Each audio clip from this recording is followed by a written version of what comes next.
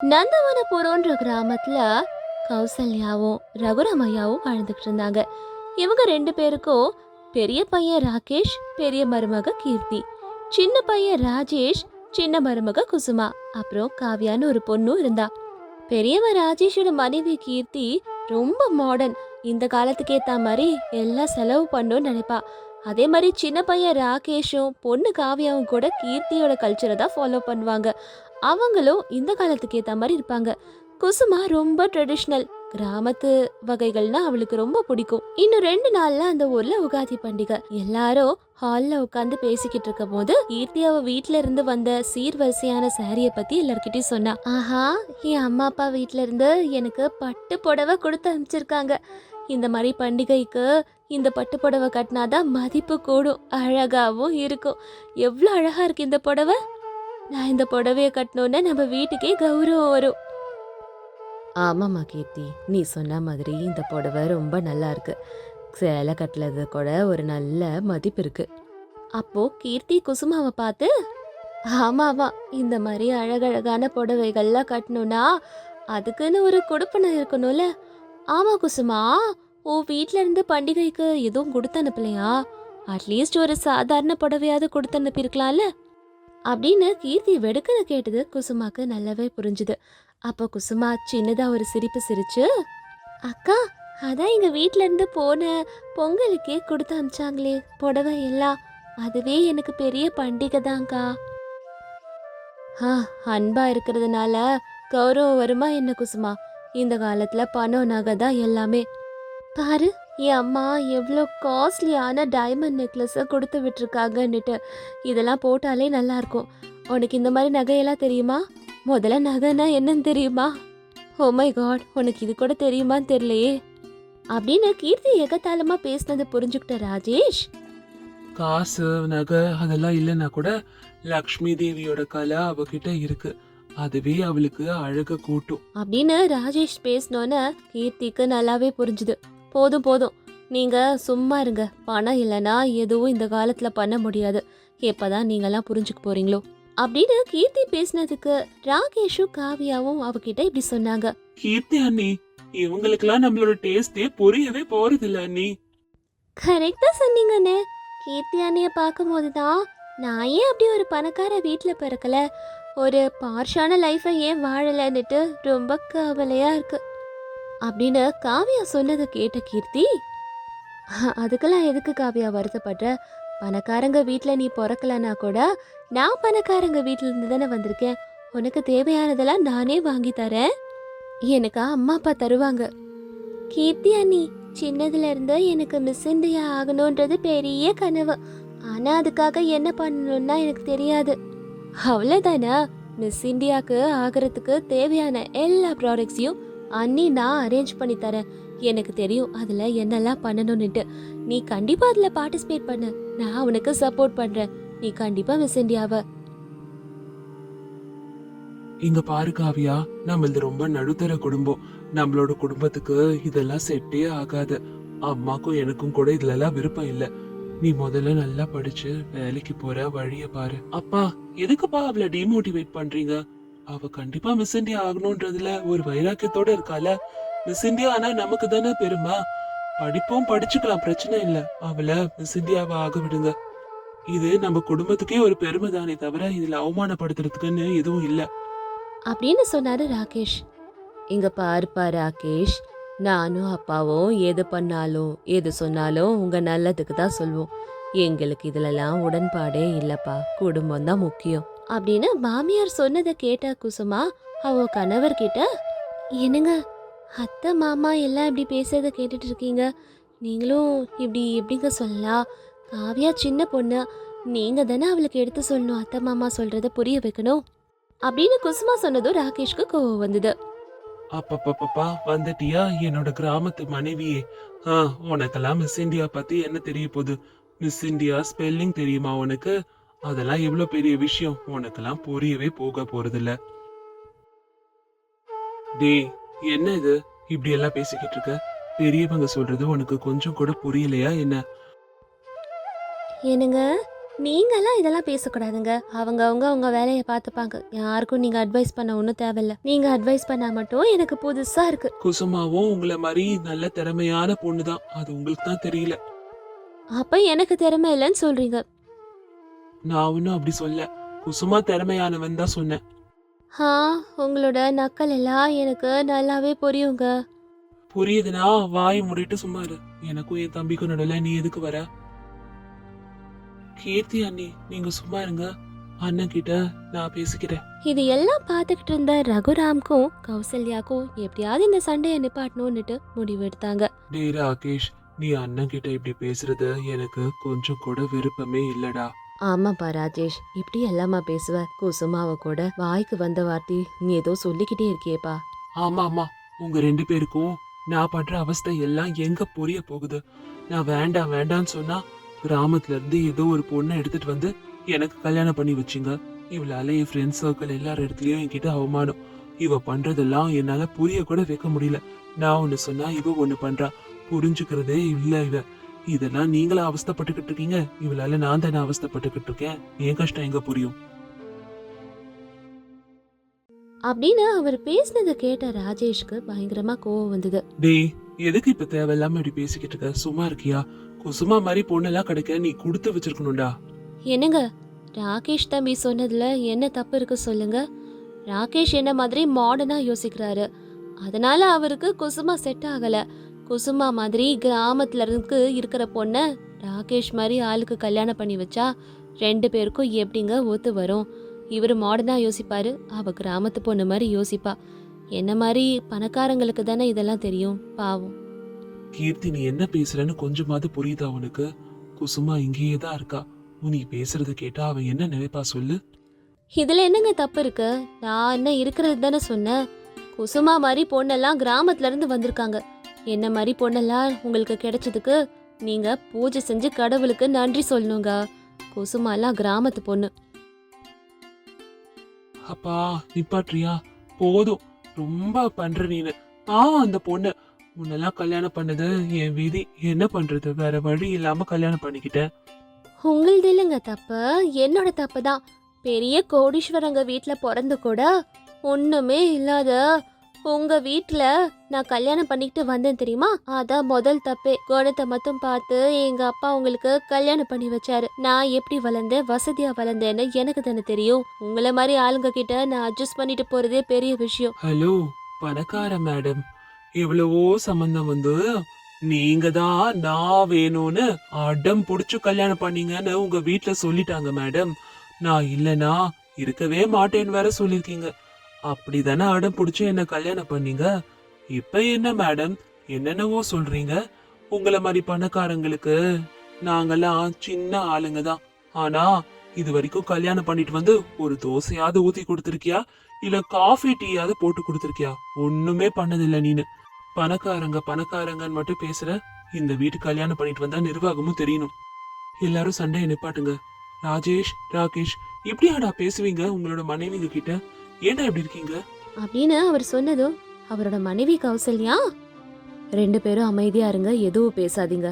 அப்பாவும் நானும் எல்லா முடிவையும் எடுத்துக்கிறோம் அப்படின்னு அவங்க அம்மா சொன்னதும் காவ்யா முன்ன வந்து, அப்பா எல்லாரும் நிப்பாட்டுறீங்களா? இது எல்லாமே என்னால தானே வந்தது. நான் யாரு என்ன சொன்னாலும் மிஸ் இந்தியா ஆகுறதுல ரொம்ப தீர்மானமா இருக்கேன். நீங்க எப்படி சொல்றீங்க, நீங்க எப்படி தடுக்கிறீங்கன்றதெல்லாம் ஐ டோன்ட் கேர். நான் மிஸ் இந்தியா ஆகணும், அவ்வளோதான். நான் உங்க எல்லாருக்காக அட்ஜஸ்ட் பண்ணிட்டுலாம் போக முடியாது. என்னோட கனவுகள் நிறைவேறணும், அதுக்காக உழைப்பேன் அப்படின்னு ரொம்ப கோவமா பேசிக்கிட்டு காவ்யா அங்கிருந்து கிளம்பி போயிட்டா. அவங்க பேசினதை நினைச்சு எல்லாருமே வருத்தப்பட்டாங்க. என்னடா போட்டு இப்படி மிஸ் இந்தியா ஆகணும்னு சொல்றான்றதுல அவங்க அம்மா அப்பாவுக்கு விருப்பமே இல்லை. ஆனா கீர்த்தியும் ராகேஷும் மட்டும் காவ்யாவை ரொம்ப ரொம்ப சப்போர்ட் பண்ணாங்க. இப்படி இந்த வீட்டில் ஒவ்வொருத்தர் ஒவ்வொரு மாதிரி யோசிச்சுக்கிட்டு இருந்தாங்க. இப்போ இந்த வீட்டோட நிலைமை என்ன? காவ்யா அவ ஆசைப்பட்ட மாதிரி மிஸ் இந்தியா ஆவாளா, இல்ல கிராமத்துல இருந்து வந்த குசுமா இந்த வீட்டை சூப்பரா முன்னேற்றி காட்ட போறாளா? அடுத்து என்னன்றதை நெக்ஸ்ட் எபிசோட்ல பார்த்து தெரிஞ்சுக்கலாம். அது மகேந்திரவரம்னு ஒரு அழகான கிராமம். அந்த கிராமத்துல இருக்க ஒரு பழைய வீட்டுல ரகுராம் கௌசல்யான்ற தம்பதி வாழ்ந்து வந்தாங்க. அவங்களது ஒரு மிடில் கிளாஸ் குடும்பம். அவங்களுக்கு பையன்கள் ராகேஷ், ராஜேஷ், ஒரு பொண்ணு கீர்த்தி கூட இருந்தா. கௌசல்யா அம்மாக்கு கொஞ்சம் உடம்புக்கு முடியாததால வீட்டோட மொத்த பொறுப்பையும் தான் மேல சுமந்துக்கிட்டு இருந்தா கீர்த்தி. என்ன கஷ்டமா இருந்தாலும் எல்லாத்தையும் சிரிச்சுக்கிட்டே மனப்பக்குவத்தோட எல்லா வேலைகளையும் முடிப்பா கீர்த்தி. ஒரு நாள் காலங்காத்தாலே கிச்சன்ல வேலை செஞ்சுக்கிட்டு இருந்தா கீர்த்தி. அம்மாடி காவியா, இவ்ளோ காலையிலே எந்திரிச்சு கஷ்டப்பட்டு கிடுகிடுன்னு சமைச்சு என்ன பண்ண போற? கொஞ்ச நேரம் தூங்கிருக்க வேண்டியது தானே? உன் வயசு பசங்கெல்லாம் எவ்வளோ நேரம் தூங்குறாங்க, நீ மட்டும் இப்படி பொறுப்பா இருக்கியேம்மா. அம்மா, எதுக்குமா நான் அவ்வளோ நேரம் தூங்கணும்? எவ்வளோ வேலை இருக்கு பாருங்க. நான் சீக்கிரமா எந்திரிச்சா நீங்க கொஞ்சம் லேட்டா எழுந்திருப்பீங்கல்ல, உங்களுக்கும் வேலை கம்மியாகும். அண்ணனுக்கு காஃபி போடணும், அப்பாவுக்கு டீ போடணும், நிறைய வேலை இருக்குமா. வீட்டில் இருக்கிறவங்கள நான் தானே அன்பா பார்த்துக்கணும். நீயும் எவ்வளோ நாள் தான் உழைச்சிக்கிட்டே இருப்ப சொல்லு. அம்மாடி காவியா, என்னோட உடம்பு சரியில்லாததுனால தானே நீ எல்லா வேலையும் இழுத்து போட்டுக்கிட்டு செஞ்சுக்கிட்டு இருக்க. அதை நினைக்கும் போது தான் கொஞ்சம் கஷ்டமா இருக்கு. நான் நல்லா இருந்தா எல்லா வேலையும் நானே பண்ணுவேல. எவ்வளோதான் நீ பண்ணுவ, படிக்கிற பிள்ளையாச்சே.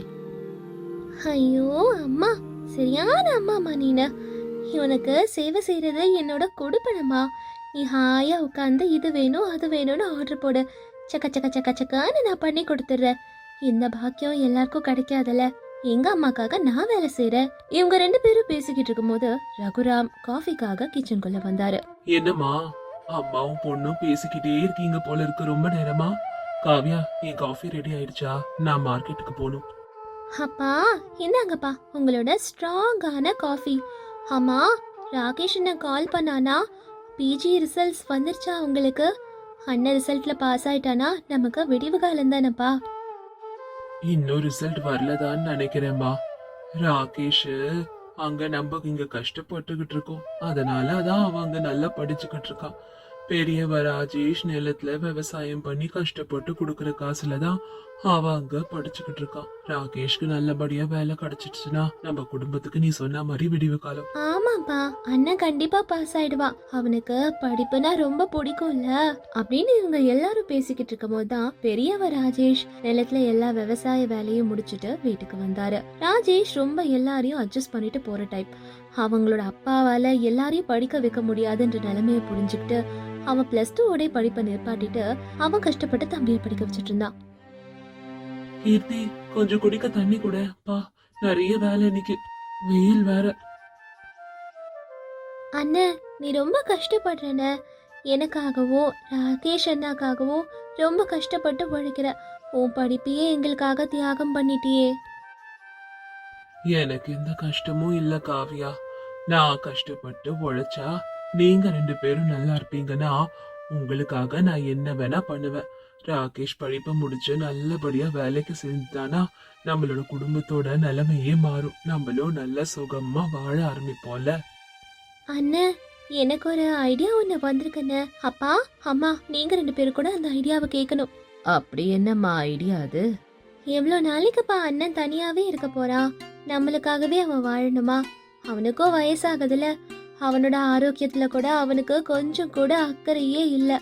அண்ணனுக்கு ஒரு நல்ல பொண்ணா பார்த்து கல்யாணம் பண்ணி வச்சிட்டோம்னா அம்மாக்கும் அவங்க உதவியா இருப்பாங்க. அண்ணனை பாத்துக்கிற பொறுப்பு அவங்க கிட்ட ஒப்படைச்சிடலாம். அவனுக்கும் வயசாகுதுப்பா, நம்ம தானே எல்லாம் பண்ணணும். ஆமா கீர்த்தி, நீ சொல்றது எல்லாம் கரெக்ட் தான். ராஜேஷ்க்கு வயசாகிட்டே போகுது. அவனுக்கு கல்யாணம் ஆனாதான் டக்கு டக்குன்னு உங்களுக்கும் கல்யாணம் ஆகும் தான். ஆனா நம்ம வீட்டு நிலைமை உனக்கு தெரியும்ல. ராஜேஷ் சம்பாதிக்கிற காசுலதான் ராகேஷ படிக்க வச்சுக்கிட்டு இருக்கோம். நிலைமை மாறினாதானே எல்லாம் மாறும். ஆமா கீர்த்தி, அப்பா சொல்றது கரெக்ட் தான். முதல்ல ராகேஷ் அவன் படிப்பு முடிச்சு செட்டில் ஆகட்டும். நீயும் கல்யாணம் பண்ணிட்டு செட்டில் ஆகு. அதுக்கப்புறமா எல்லாருக்கு அப்புறம் நான் பண்றேன். அப்பா என்னப்பா நீங்க? அதெல்லாம் எதுவும் இல்ல. அண்ணனுக்கு முதல்ல கல்யாணம் பண்ணி வைக்கிற வழிய பாருங்க. அவன் இப்படிதான் சொல்லுவான். நமக்கு தான் அவன் மேல அக்கறை இருக்கும். அண்ணி வந்ததுக்கு அப்புறம் பாருங்களேன், எனக்கும் வேலை செய்யறதுக்கு உதவி செய்வாங்க. நான் படிக்கிறதுக்கும் ஈஸியா இருக்கும். சொல்றத கேளுங்கப்பா, அவனுக்கு வயசாகுது. என்னங்க, காவியா சொல்றதுலயும் கரெக்டா தானங்க. இந்த சின்ன வயசுல வீட்டோட நிலைமை எல்லார பத்தியும் எவ்வளவு அழகா யோசிக்கிறா என் பொண்ணு. ராஜேஷ்க்கு கல்யாணம் பண்ணி வைக்கலாம் அப்படின்னு எல்லாரும் சொல்லவும் ரகுராமும் எல்லாரும் சொல்றதுலயும் ஒரு நல்ல அர்த்தம் இருக்குன்னு புரிஞ்சுக்கிட்டாரு. உடனே எல்லாரும் சேர்ந்து பெரியவ ராஜேஷ்காக நல்ல சம்பந்தத்தை பார்க்க ஆரம்பிச்சாங்க. அப்படியே கொஞ்ச நாட்கள் போச்சு. பெரியவ ராஜேஷ்க்கு பக்கத்து ஊர்ல இருந்து காவியான்னு ஒரு பொண்ணை பார்த்தாங்க. காவியா மிடில் கிளாஸ் வீட்டு பொண்ணு. ராஜேஷ் எனக்கு பணம் அழகை விட குணம்தான் முக்கியம்னு சொன்னதுனால இவங்க வீட்டுக்கு காவியா ரொம்ப செட் ஆனா. ராஜேஷ்க்கும் காவியாக்கும் நல்லபடியா கல்யாணம் ஆச்சு. கீர்த்தி தான் எல்லா வேலையும் கூட இருந்து பண்ணா. காவியா அந்த வீட்டுக்கு வந்து ஒரு வாரம் ஆச்சு. அப்படியே எல்லாரோடையும் நல்லா பழக ஆரம்பிச்சுக்கிட்டா. ஆனா கீர்த்தி அவளோட வேலைய விடல.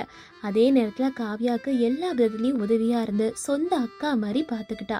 இப்படி காவியாவும் கீர்த்தியும் ஒரு சாயந்தரம் இப்படி பேசிக்கிட்டு இருந்தாங்க. கீர்த்தி, நான் கேக்குறேன்னு தப்பா நினைச்சுக்காத. நீ என்ன இவ்ளோ சுறுசுறுப்பா இருக்க? வீட்டு வேலை செய்யற, அப்புறம் உங்க அண்ணனுக்கு நிலத்துல வேலை செய்யற, படிக்கவும் செய்றியே. உனக்கு ரெஸ்டே தேவைப்படாதா? அண்ணி, அதெல்லாம் எனக்கு பழக்கமாயிடுச்சு. அப்பாக்கு, அம்மாக்கு, அண்ணனுக்கு வேலை செய்யறதுல ஒரு வேலையா சொல்லுங்க. இதெல்லாம் நான் பம்பர மாதிரி இவ்வளோ வருஷமா பண்ணிக்கிட்டு தான் இருந்தேன். நீங்க வந்தோடனே இந்த வீட்டுக்கு ஒரு பெரிய கலையே வந்துருச்சு தெரியுமா அண்ணி? நீங்க கூட தான் எல்லாரு கூடயும் வேலை செய்றீங்க. என்னை பத்தி இருக்கட்டும், ஆனா உன்னை நினைச்சாதான் எனக்கு ரொம்ப ரொம்ப பெருமையா இருக்கு, ஆச்சரியமாவும் இருக்கு. ஏன்னா இந்த காலத்துல படிக்கிற பொண்ணுங்க எல்லாம் இந்த மாதிரி வேலை செய்ய மாட்டாங்க.